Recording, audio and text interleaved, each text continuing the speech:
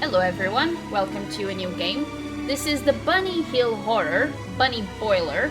I got this game included in a charity bundle that I bought ages ago.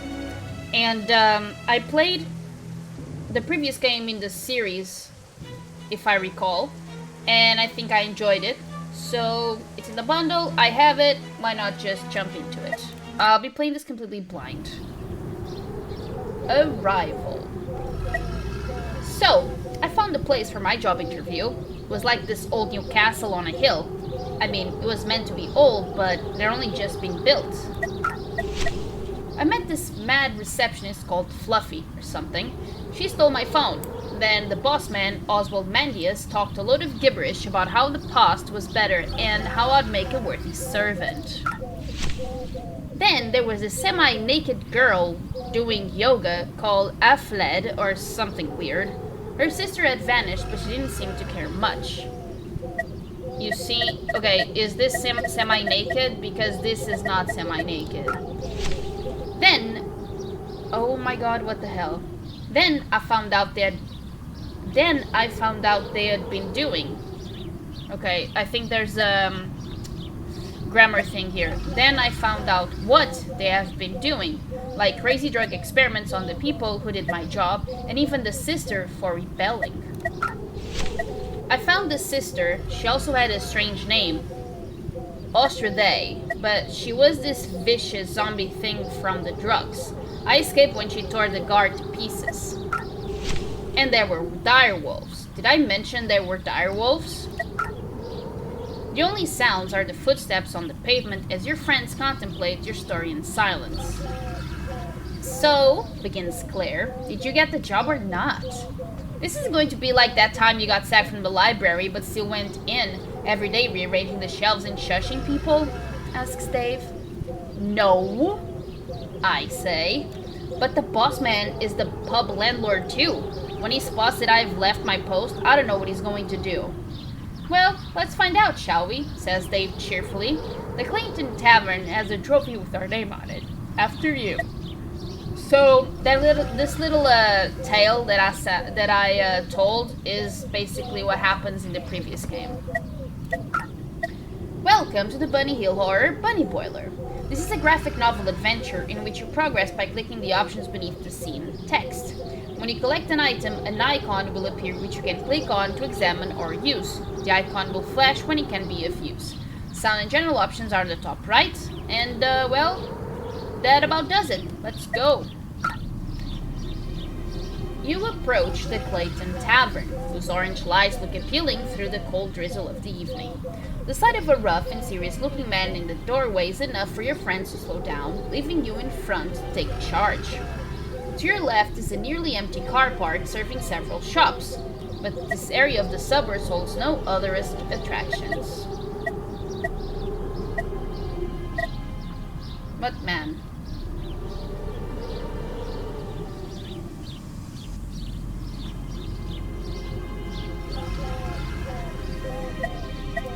I'm gonna talk to the guy. You look familiar, you say, recalling the guard on Bunny Hill who got torn open like a child's birthday present wrapping. Oh, you're thinking of my brother, the guard says. How is Big Bad Bob these days? He's fine.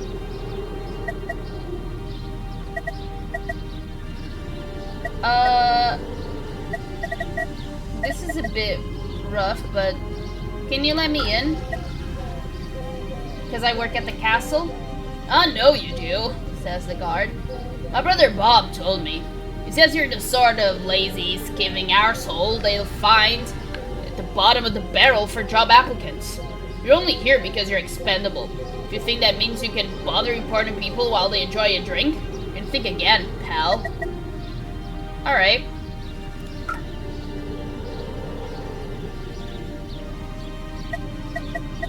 No, go to car park. You walk to the small group of shops, which includes a dry cleaners, a pharmacy, and a pile of rags which seem to have been dumped outside. Claire taps your shoulder and points to a hedgerow, which completely cuts off the car park from the road. Okay, I think that could be a hint. You go over to the hedgerow to see what's aroused Claire's curiosity. What on earth? She says. Why would you plant bushes full of holly and thorns to cut off the shops from everywhere? The earth's fresh. This is new. To keep undesirables out, suggests Dave. Like, I don't know, customers? I reckon you could squeeze through somewhere. Sure. Oh my gosh. We accept Dave's challenge and find a spot where the growth isn't too thick, and squeeze through the 6-foot-tall shredder with only moderate cuts and a sharp pain jolts you back onto the concrete. An electric fence hidden inside, says Dave. That's clever. You get up off the floor and brother Dave will suffer for this. Let's go to shops. Okay.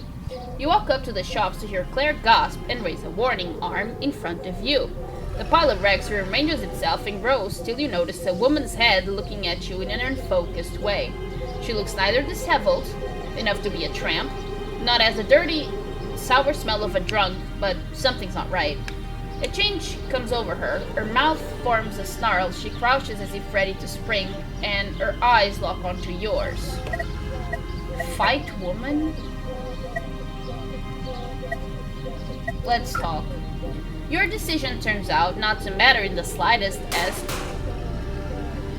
That scared me. As two staccato explosions come close to deafening you. Big Mad Rob strives towards you, holding a revolver. Sorry about that.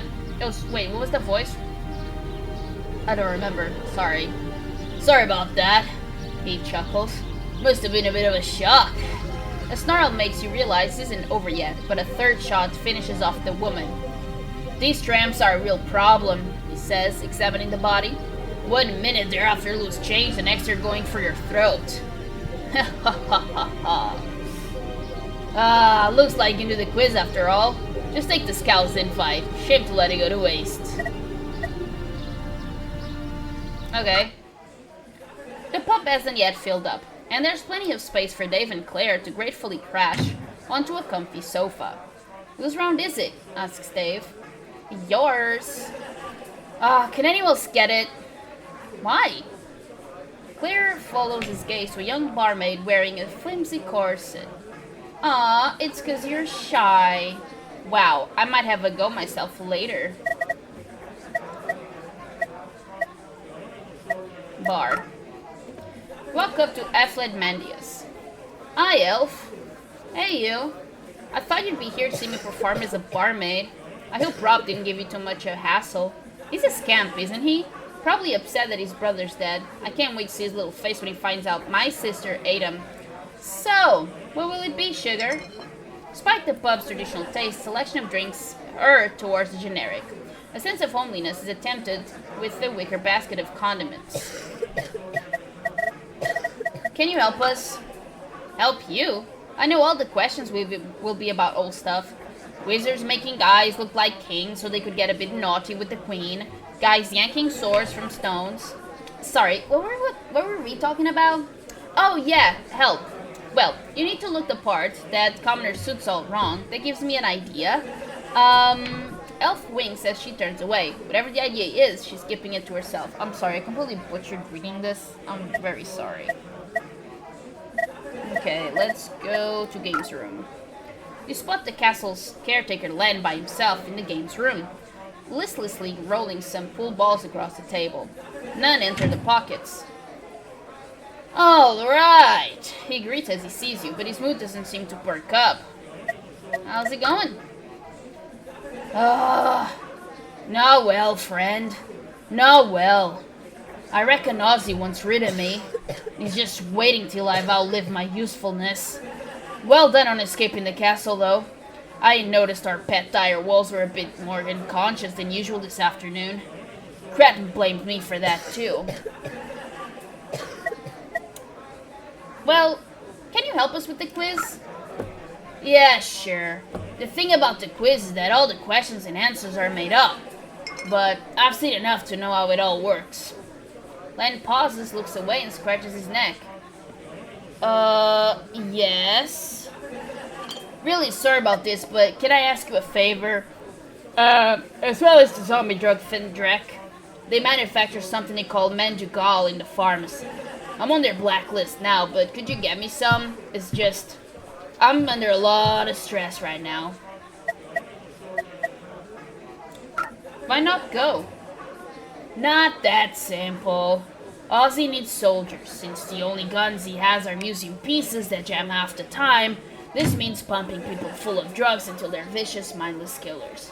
He did that with his own daughter, Faye, and he's just done that with a spy they caught. I'm guessing that explains the gunshots I heard. And he'll do that with you.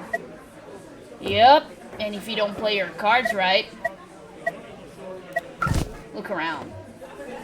The Clayton Tavern's games room, which consists of a pool table and dartboard, a gap in the wall open to the bar, but no staff are visible. There's an emergency fire exit with a sign reading no longer operational for security reasons. With no one around to stop you, you up yourself a few darts, reasoning that any sharp items may well be useful. Oh. You return to sit with your friends, who are looking at you expectantly. You'll have to tell us all about Bunny Hill Castle, says Claire, putting a hand on your leg. Let's not die of thirst in the meantime, babes.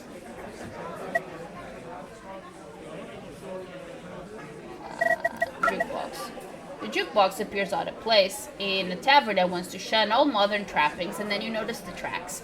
Whichever song selects very unlikely to have been a UK #1 the last 5 centuries or so. Staff room. You find yourself alone in a messy staff room with documents, litter, and even blankets lying everywhere. Alfred, says a blanket, which lifts slightly to reveal the eyes of Oswald Mandius. Ah, it's you. I believe your orders were to stay in the castle. Leonard let you out, I suppose. This is the last straw for him as far as I'm concerned. You decide to keep rather quiet, then explain how you actually escaped.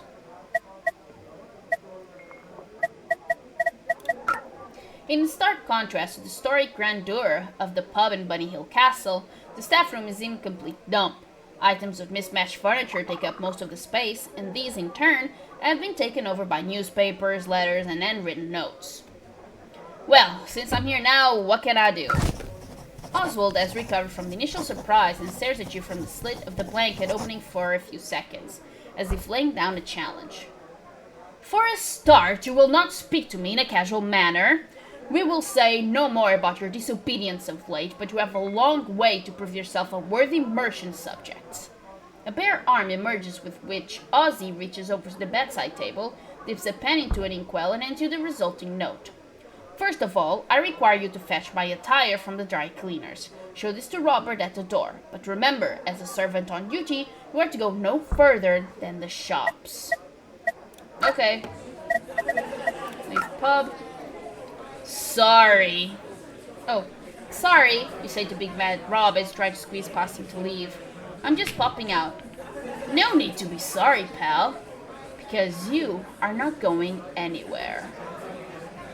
You don't let me in and then you don't let me leave? That doesn't make sense. I've reloaded my revolver. I don't need to make sense. Jokes aside, it's bad manners to accept an invitation and then run off. And Mr. Mandius really hates bad manners. Just ask our friend in the car park.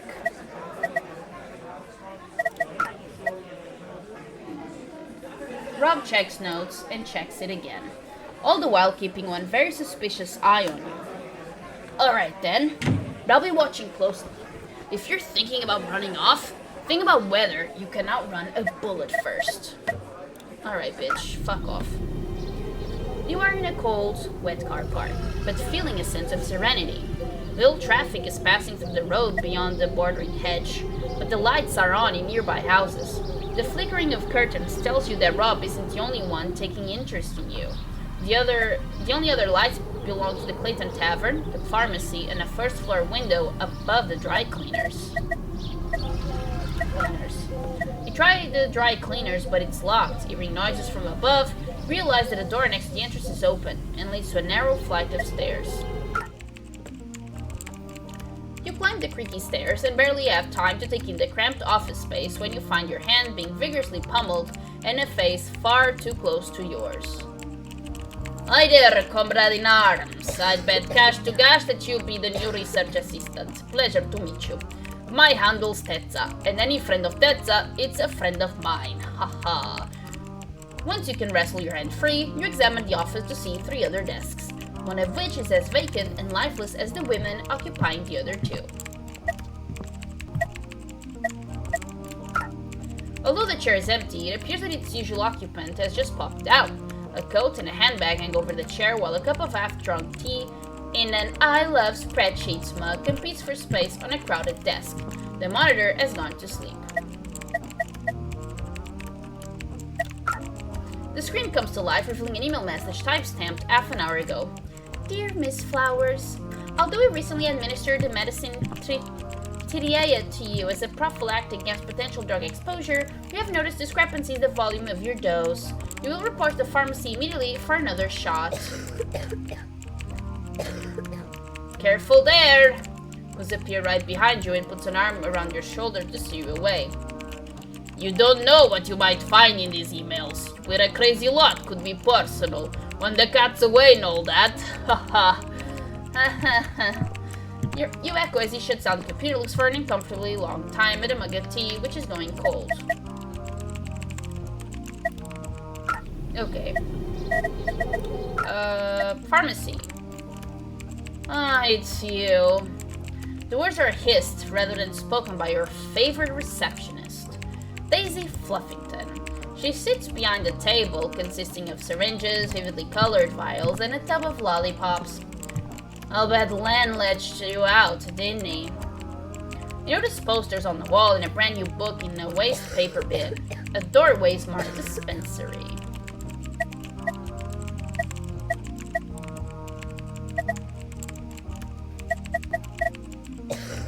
What are you doing?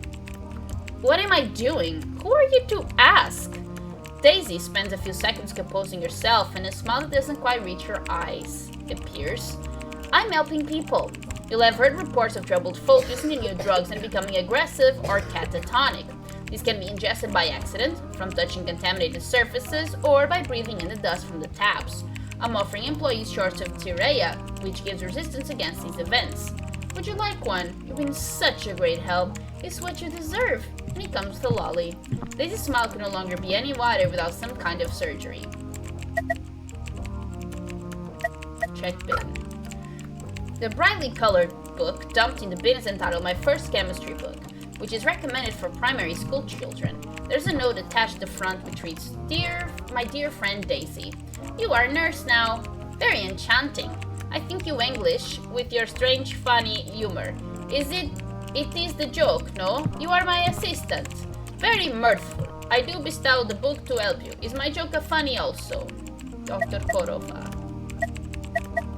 Posters.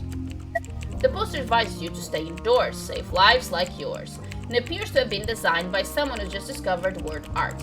The sentiment, Mercia Cole cares, is illustrated by the sinister figure of Oswald Mandius offering a rose. You enter the dispensary to see several pharmacists at work, and the back of a woman with surgical gloves who responds to your footsteps with some irritation. I again read Thesaurus for you, but can't give you the new reply. Nothing, zilch, diddly squat. We have no new Tiriaia. Production is toilsome. One vial from Mandius family is only we have. The accent sounds European, but you have no idea where exactly. Unsure how to proceed, you cough and the woman turns around. Oh, you are not Daisy. That brings me much vivacity. You are the new researcher, yes? I'm Dr. Korova. It is the pleasure to acquaint you.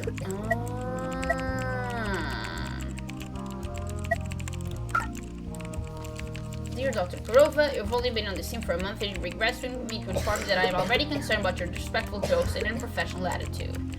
Rest assured, as your superior, I have escalated this matter to Sire Mandius, who sets great stock by my opinion. You are not as essential to this operation as you appear to think you are, so please comport yourself in a more appropriate manner in the future. Daisy.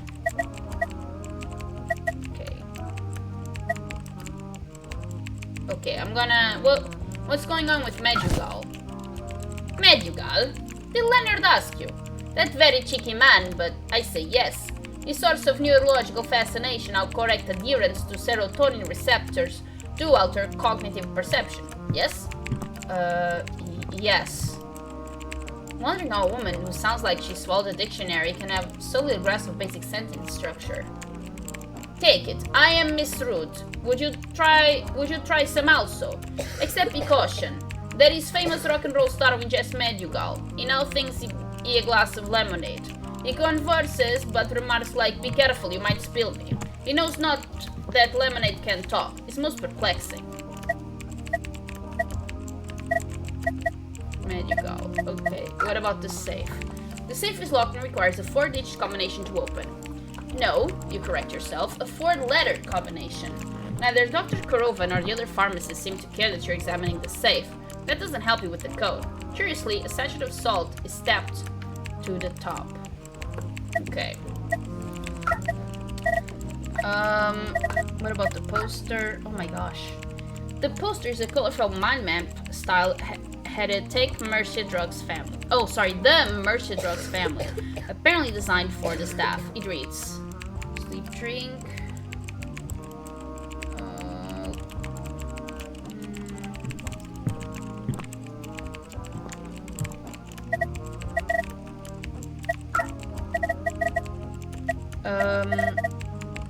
Who the hell asked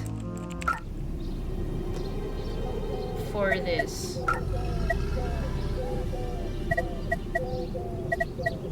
Up.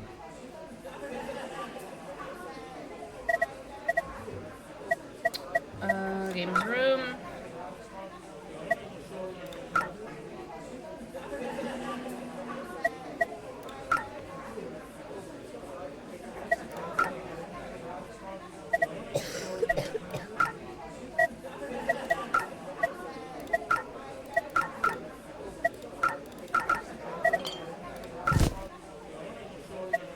But you wanted Medjugorje though.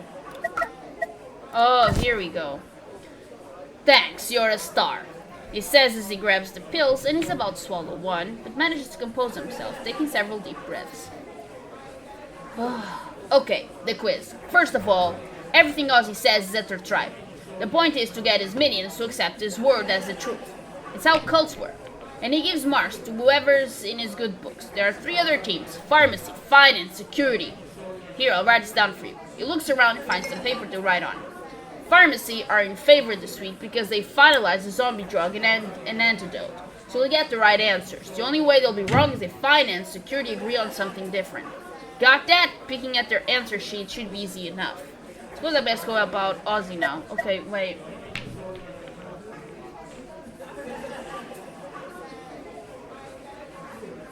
The point is to get his minions to accept his word as the truth.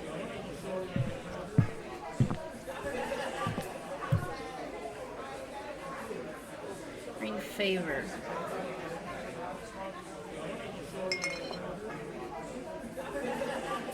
Okay.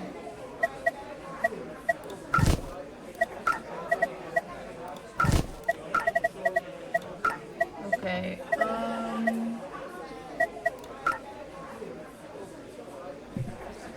Okay.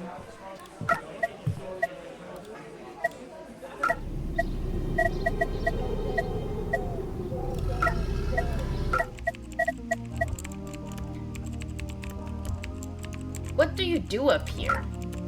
Been counting mon copain. Baked beans, kidney beans, limas, all there. Ah, sorry, I don't have spout. Some danglers, do I? That's what happens when you're almost off a 12-hour shift and the pub quiz is coming up. Better be there to see our triumphant victory. I'll be the one up front shouting out the answers and embarrassing my teammates. Isn't that right, ladies? Haha. The dull murmur in response doesn't dampen Tessa's spirits, but you realize that further questioning is unlikely to be helpful, unless you want to know more about beans. Blimey, O'Reilly, the big Wensleydale himself sent you, eh? You research assistants must be run-ragged. No wonder the last 3 vanished in a puff of smoke. Speaking of, I'm sure I can magic up the downstairs key for you. E presto, e voila. Taking the key from Tessa's outstretched hand, you consider that cocaine really is a terrible drug. Thank you. Cleaners. Enter. You went to the dark dry cleaners and have to reassure yourself that the hundreds of arms and legs that surround you are only lifeless fabric. With an electric hum, the lights flicker on, then off, then on again, and the shop puts you in mind of a jumble sale with a few washing machines stacked on top of each other. Luckily, Oswald Mandia's outfit is waiting on the counter, and you take the black velvet overcoat, red denim shirt, and top hat, which represent a good chunk of his carefully crafted reputation. Pub. Staff room. Well, I sincerely hope you've been able to carry out your simple instructions. Good. Oz's expression softens. So all that's left is for Len to set up the equipment. If he's done so, we can begin. Oh, regrettably, there's one more problem. A member of staff has made a complaint about your appearance.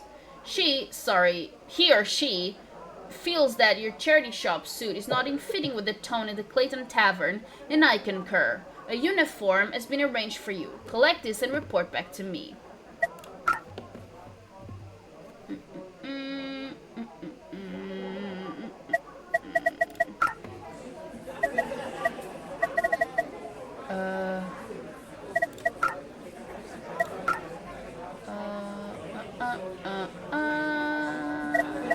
Okay.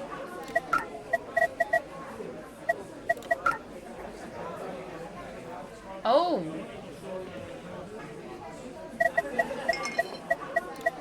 Condiments. Okay.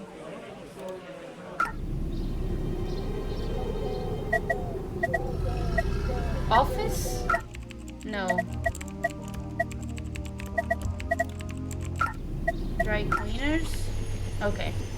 You re-enter the dry cleaners and almost jump at the sight of Elf perched on a chair in red PVC boots and moving her hips as if in time some internal rhythm. She smiles as she sees you. Thought Daddy would send you my way. The uniform was my idea. I need a uniform. A uniform? Of course you do. You can't be a gallant warlord in that tatty suit, can ya? Elf bends over behind the counter, giving you an even more of an eyeful before emerging with some folded up green material. You hold out your arm, but she hesitates and then grins. First of all, you'll have to get out of your clothes. I'm not here to play games, hand it over. Fine. Elle spits the word out and throws the clothing towards you with some force. There's a changing room there. Someone will clean your cheap and nasty suit, probably. Or I can just throw it in the bin where it belongs. You enter the cubicle and change into a green tunic. Checking the mirror, you receive confirmation that you look just as ridiculous as you feel. Alright, now, go to pub. You return to the lounge to be greeted by a snort of laughter from Big Mad Rob. The room has filled up and it's harder to hear your friends over the noise. This is probably for the best. What the hell are you wearing? Asks Dave. Aw, you look like a pixie, says Claire. Well, try this trick and help us with the quiz. We've got our answer sheets, and we're just waiting for that mad old bloke. Are you ready? In a sec. Ozzy wants to see me. Excellent. Oswald's voice is noticeably deeper and silkier, like an actor who needs a caution to perform a role. Sorry. Excellent. He puts a hand on your shoulder. The warrior tunic is very suitable, because I have great plans for you and your friends. You are to fight for Mercia, for tradition, for the good of the people, and the kingdom. Great, can't wait. That's exactly the attitude I was hoping for. He smiles as if you were the son he never had, or the daughter he had locked in the dungeon. Tonight you may drink and make merry. Tomorrow you will be administered Fendrek, the drink of Saxon warriors resurrected in Mercia Labs, and you will be eternal heroes or martyrs. If you win the quiz, of course, we will need to retain you in the castle as scholars, but I think your level of wisdom is more suited to the battlefield. Your friends look up in expectation. Are we good to go? Looks like. Wow, is that your boss? Looks impressive, in an unhinged sort of way. Would we win anyway? I'll tell you later. You don't see Oswald at first, but the hush from the front stage quickly sweeps across the lounge like a pacifying wave until you hear the man's footsteps approach the mic and watch him pause to take in the room. Ladies and gentlemen, the voice is almost seductive. It is an honor to be in your fine company this evening.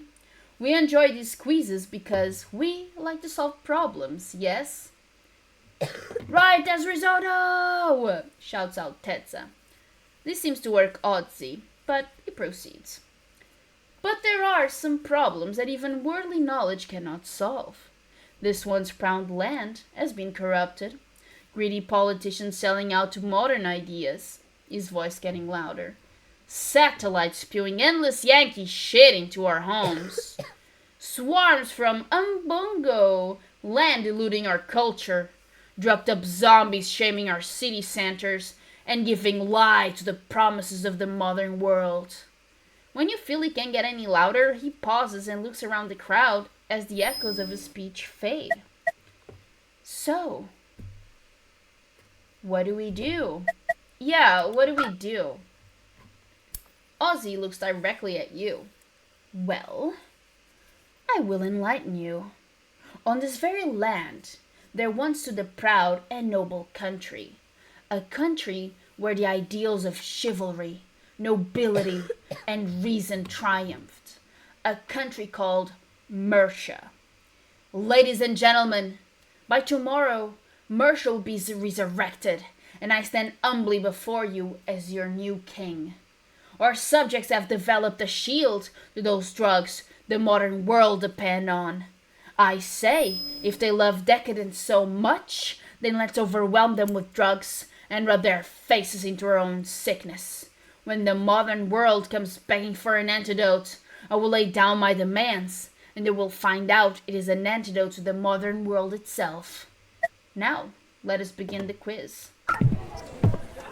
Bloody hell, says Dave, as Ozzy leaves the stage and the pub chatter renews. Claire has nothing to add. Dave looks like he's about to add something. I mean, bloody hell, really.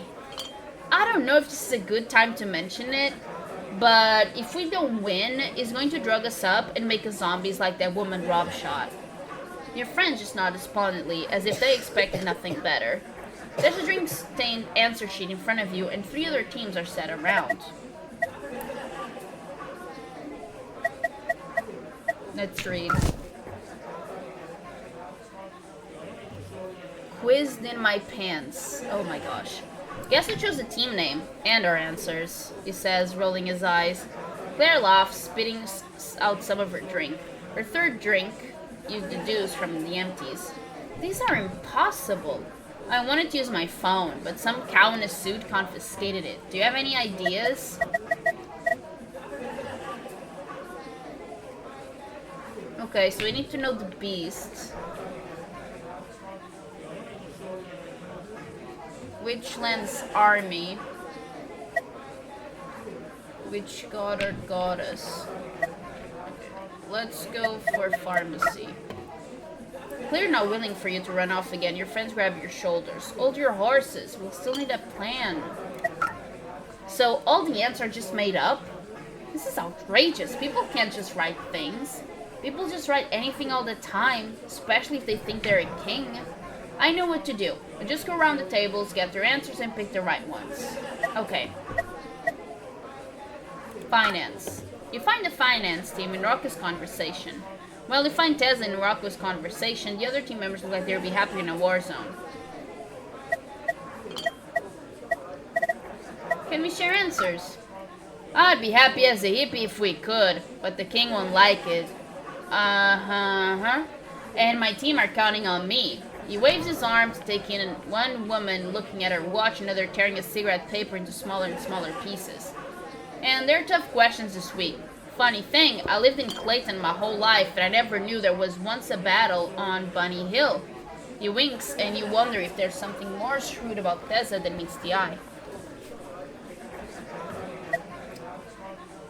Never knew there was a battle.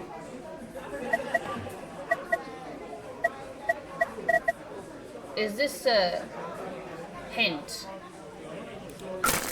The pharmacy table consists of Dr. Korova, Daisy, and a couple of unfamiliar faces. Nobody looks very happy, but Dr. Korova perks up as she sees you. Hello, my good friend. The new research assistant. Come to join us, yes? Daisy is less pleased to see you and bites into a lollipop. It's sadness you don't join us, but I help you because we are friends. Perhaps I miss naughty, but we share answers. Dr. Korova, I strictly forbid you to. Shut up, Daisy. Who is this God Clarbet the Almighty? I know not. You note down Team Pharmacy's answers while trying to avoid the laser glare of Daisy.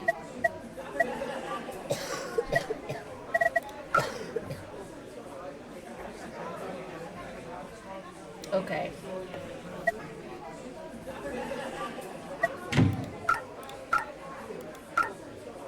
Okay. Security.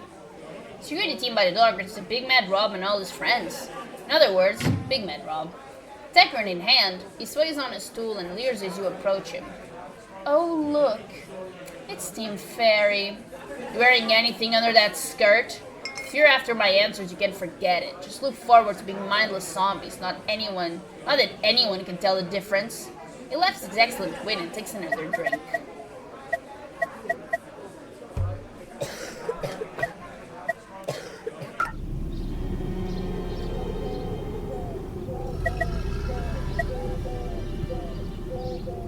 Elijah in the pharmacy.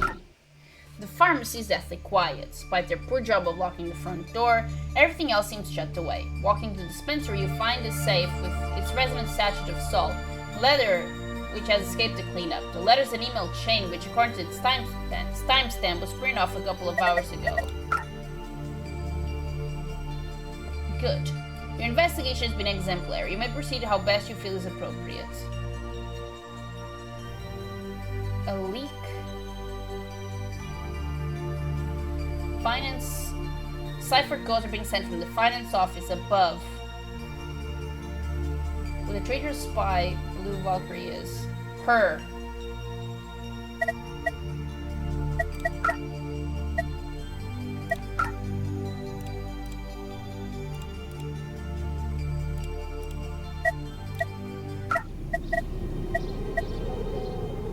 Wait, what?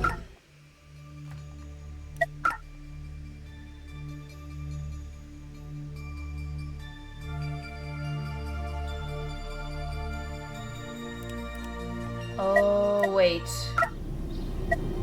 Pub.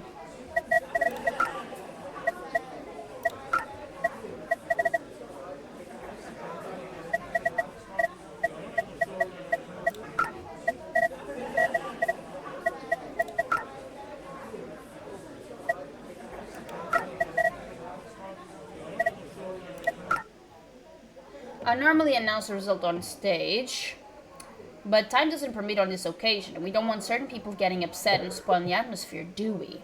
A cruel laugh in your ear makes you realize Daisy is standing right behind you. The door slams shut. So, if you're confident with your answers, you may hand over your sheet. If not, I'll promote you a few more minutes.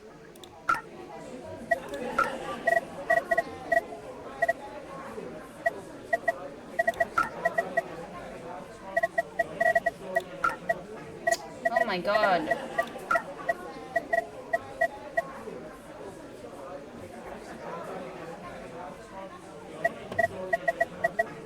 What about the games room?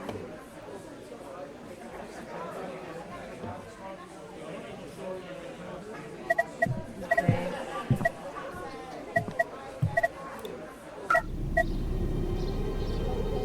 Run off. This is a stupid idea.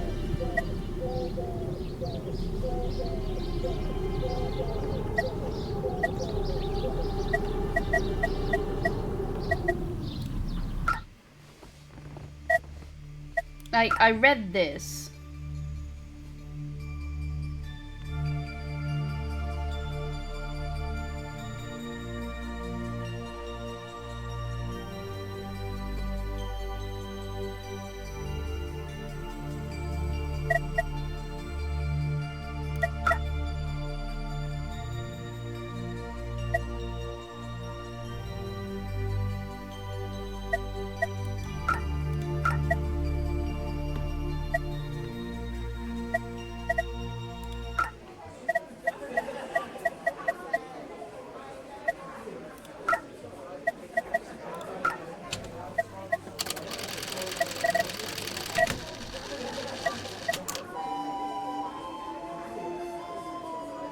Wait.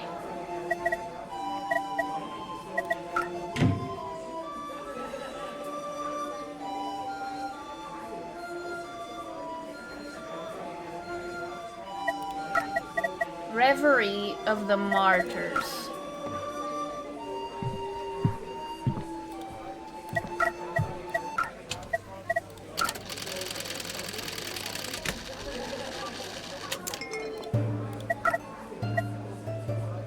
Ooh, I like this.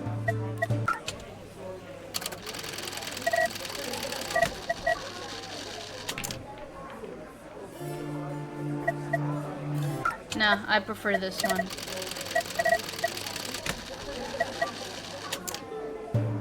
Well, I'm gonna submit because I don't know what to do.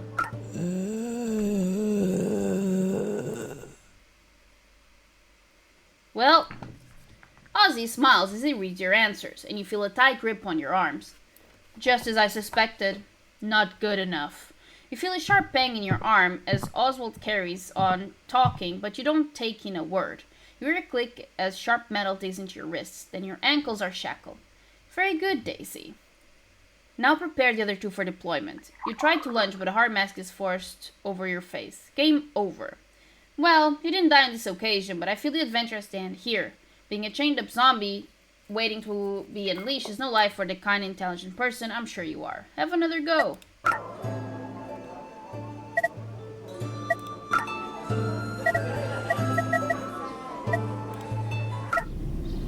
Run off. You die.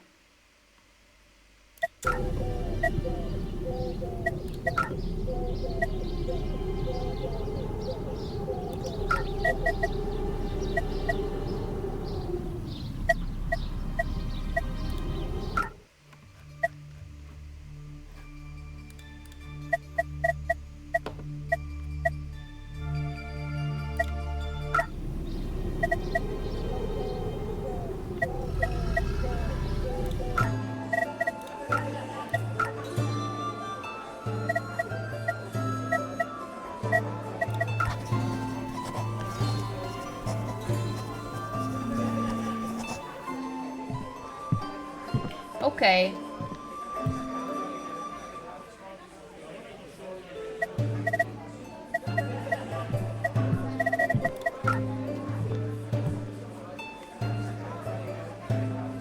Okay.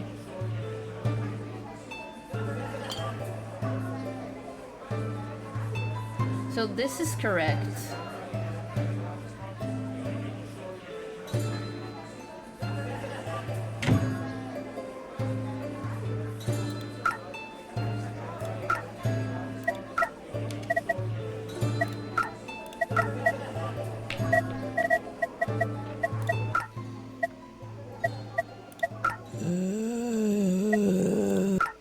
Okay.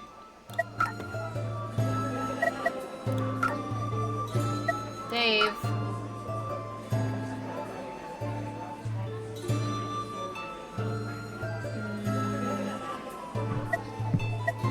Claire.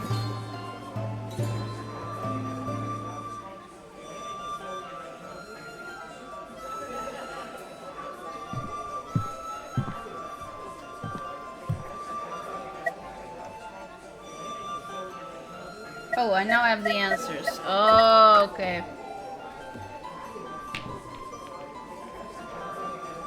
So this is correct.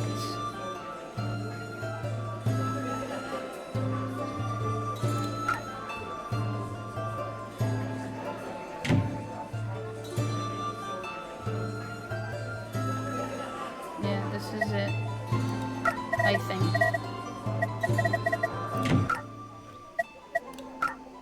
You feel Daisy grab your arms as Ozzy reads out your answers. He looks up at you with a raised eyebrow. My congratulations. It appears that team quizzed in my... that your team has triumphed this week. By cheating! Daisy's grip tightens and you feel spittle against the back of your neck.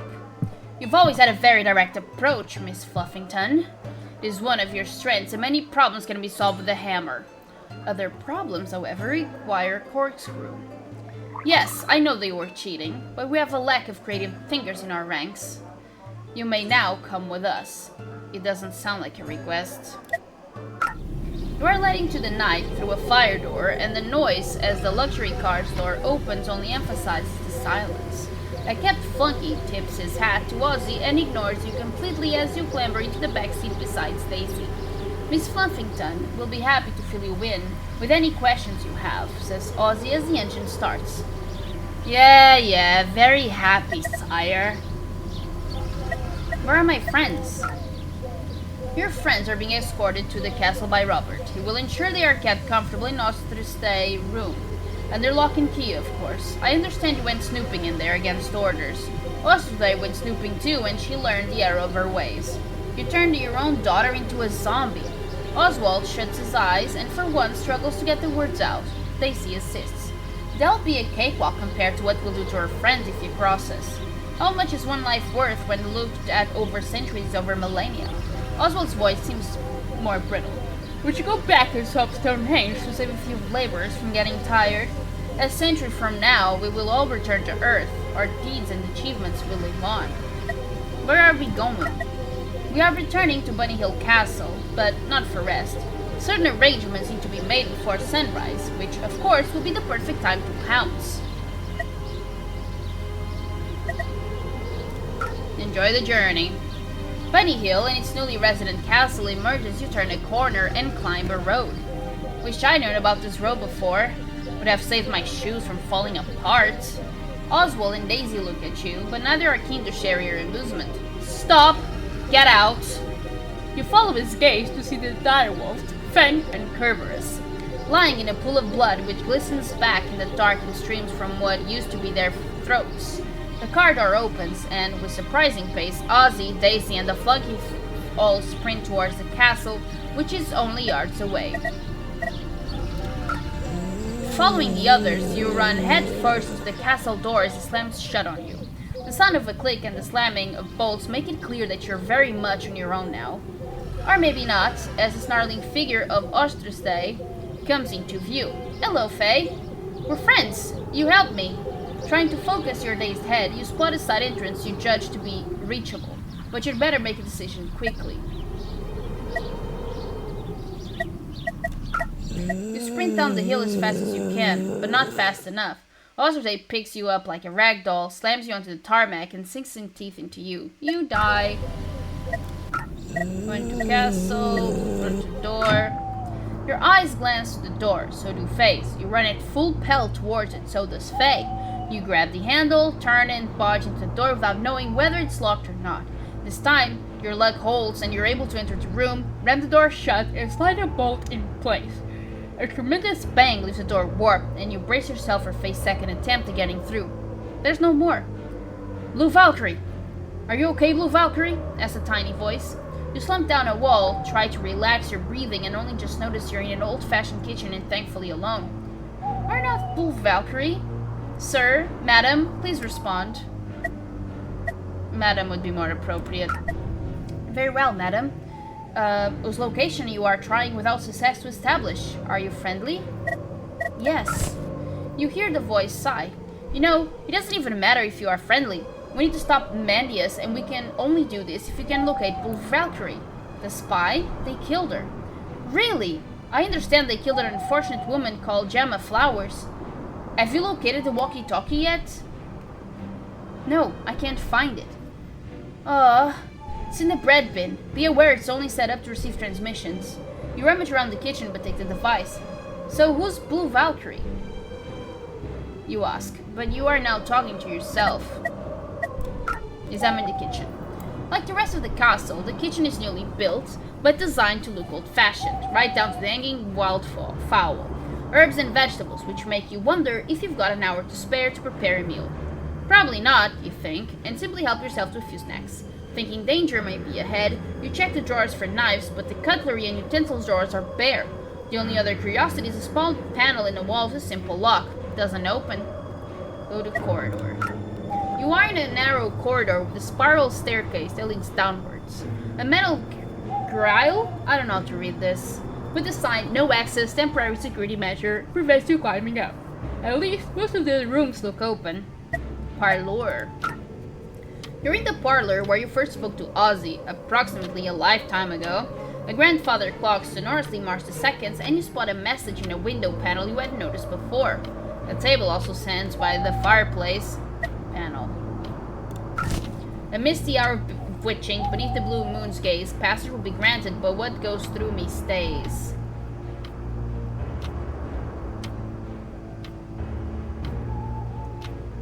What goes through me? If I slide gaps in the paneling that could well indicate there may be more than meets the eye here. Spotting a notepad on the table, you jot down the poem for future reference. Okay. Moon poem. Table? The old-fashioned table contains a blank pad of Merchico paper, some cheap plastic pens, and a small key, which you take. Let's look at the grandfather clock. You missed the silence. But there's no obvious way to open it. Okay. Antechamber. The door to the antechamber is locked, but there's a letterbox slot sliced opening at eye level, which you slide back. The night from the open front door is your only light source, and it takes some adjustment for you to notice a moving silhouette shuffling around the room, picking open drawers and then using a pin beam of light to read documents. You can take an educated guess at who the shady figure is. Hello, Blue Valkyrie. The torch beam shuts off and the figure freezes, and then it moves to the doorway, seemingly unsure about whether to flee. I got your walkie-talkie, you say in the tone of voice you might use while approaching a timid animal. I don't look easy Ozzy either. I'm your friend. We can help each other. This has no impact on the figure, and you realize you're going to have to force their hand. Time to raise the stakes. Hello?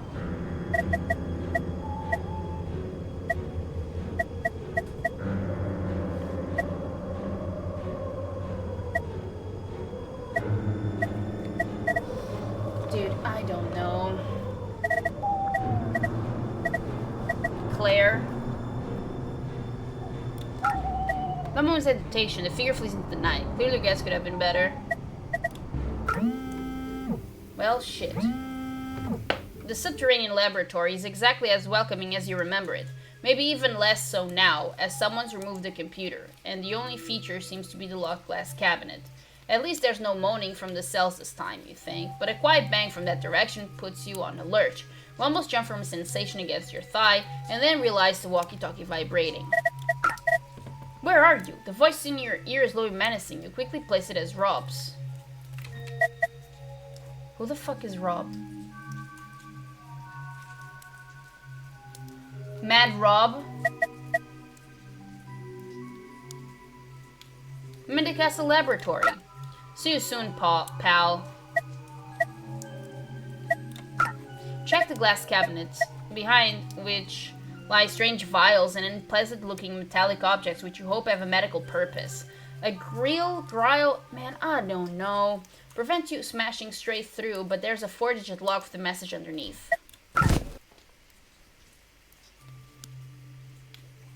Okay.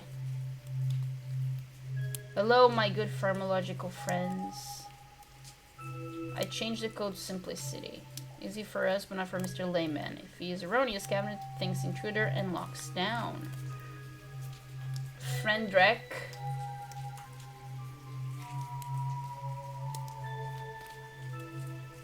Okay.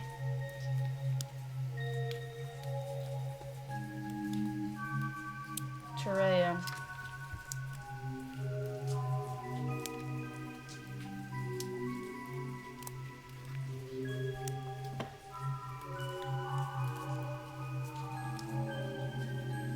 So if one cogitates a Friendrek and Medjugorje cause catatonia, but Slepdrink and Triea cause aggression, then put 3311. How would that work? What? The first is Friendrek. So if both. Oh.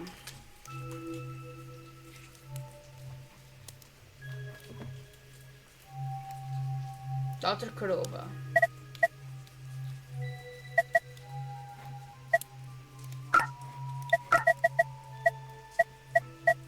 Go to cell. What the hell? When you were last down here, you found zombified prisoners in rotting flesh. so it's a surprise to see Len looking quite healthy and also quite naked. He drinks whiskey from a heavy glass decanter and smiles shyly at you from a crouched position. His ankles are chained to the floor. Care for a snifter? The ambience isn't great down here, but at least we're away from Captain Creepy and the mentalists.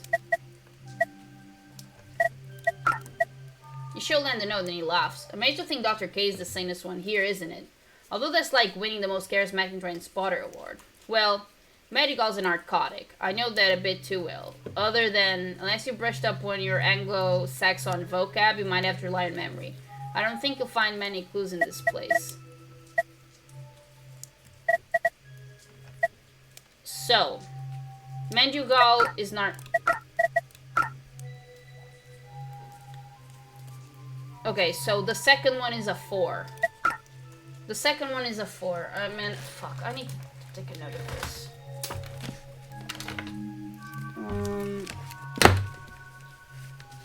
Hold on. So, save in lab. Okay. Leave laboratory. Walk up to laboratory door with an uncomfortable feeling that you can hear movement on the other side, and gingerly reach for the handle. Your task is saved as the door swings in your face, knocking you down the stairs. You turn around, see the sneering face of Rob, and a serious barrel of his revolver.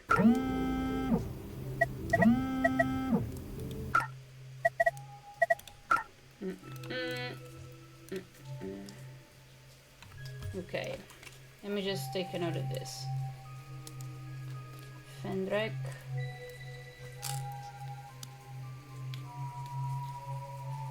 Slept, drank. Tidaya.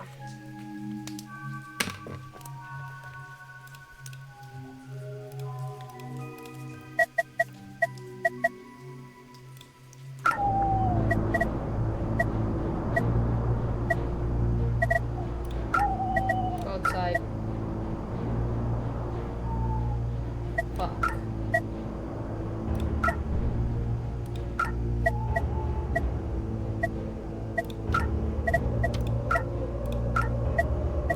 God damn it. Where is it? Parlor? No. Antechamber. Parlor. Wait. Small key. You open the panel, which reveals an open section in the wall less than a foot across. It's far too small to enter, and several small ropes hang down from the floor above to the one below. It takes you a few moments to realize it's a passage for a dumbwaiter. Another moment and you hear voices coming from above. So does this count as a win or not? Dave, I don't care. I've got to record it for a scrapbook. We were on 667 win percentage. This will move us up to 12.5. Dave, have you ever had to remove a glass bottle from your rectum before? Guys! You and your companion's bickering turns to the light. So Claire, you're okay, says Claire. Where are you? You relate the recent events to the heart of your friends.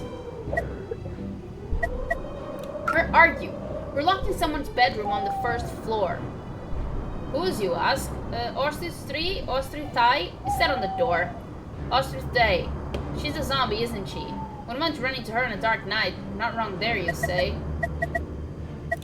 Can you help me? Okay. Downstairs.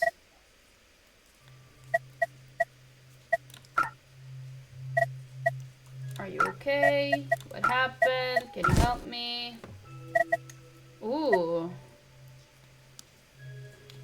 Don't you need it?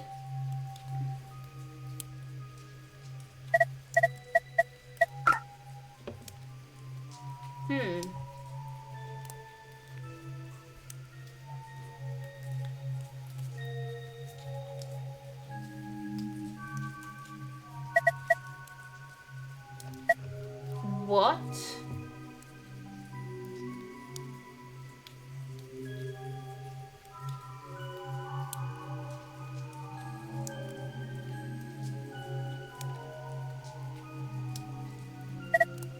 My God.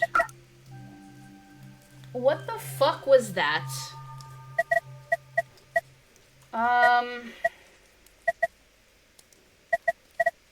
Leave.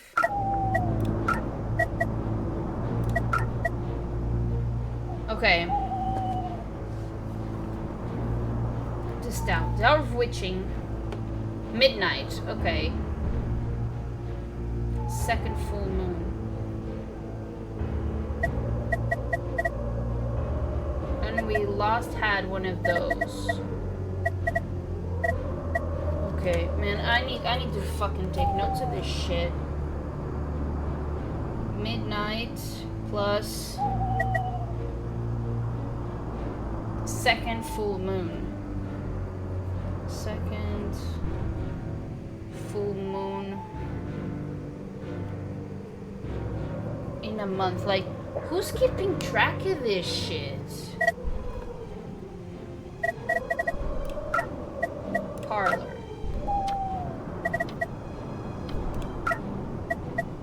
Any chamber?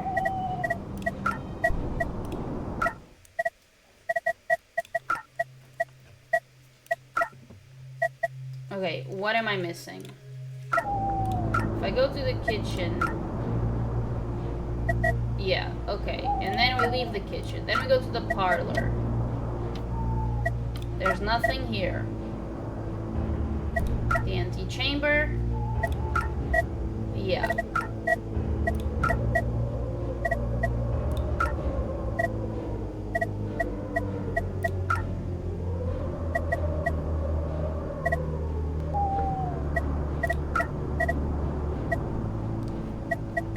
I'm fucking lost. I'm fucking lost, like...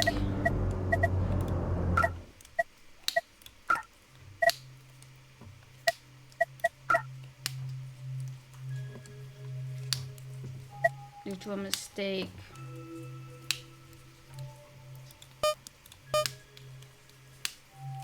Well, I know this is a 4.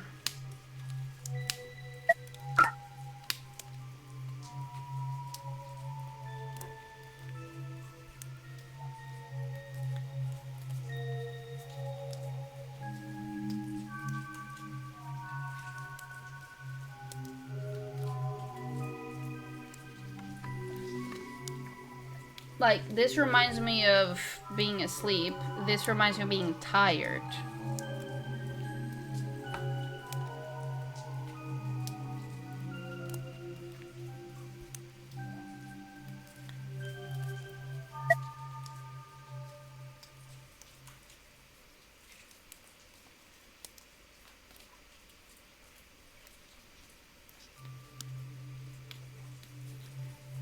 I don't know, man.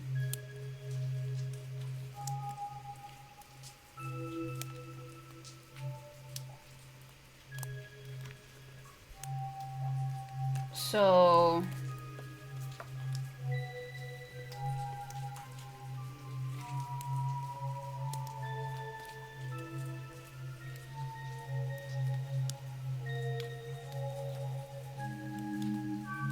God damn. I had the poster in the fucking pharmacy, dude.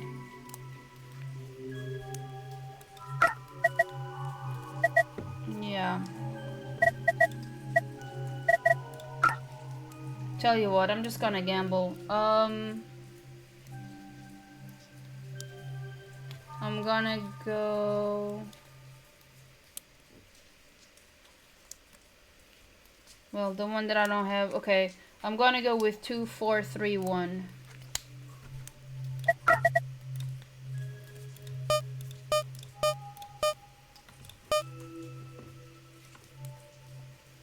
Your key.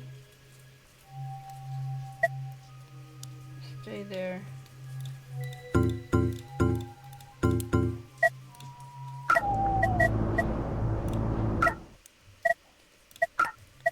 So... From here, I can leave the laboratory. I can go to the kitchen. I can leave the kitchen. I can go to the parlor.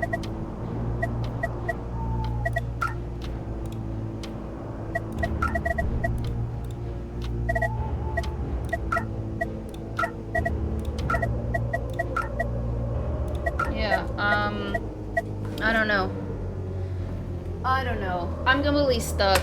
Alright guys, so you already know this, but I'm dropping this game. On one reason, I'm not enjoying myself as much as I did when I played the previous game in this series. Another thing is, I'm completely stuck, and I don't feel compelled enough to just look up online what I'm supposed to do and move on. I feel that I've tried everything that I could, and whatever it is that I'm missing, fuck it. What the hell was that? Whatever it is that I'm missing, fuck it. I feel that I've tried all the options, so it's either something that it's completely out of the box for me, or it's something so obvious and I'm just too fucking stupid, or I just soft-locked myself, which I really hope is not the case, because if that is the case, then what the fuck? So I'm really hoping that's not the case. Earlier in the game, when we were in the pharmacy and I examined the posters, in one of the posters there was the solution to this puzzle here for the code in the laboratory. The thing is, our character felt the need to write this down.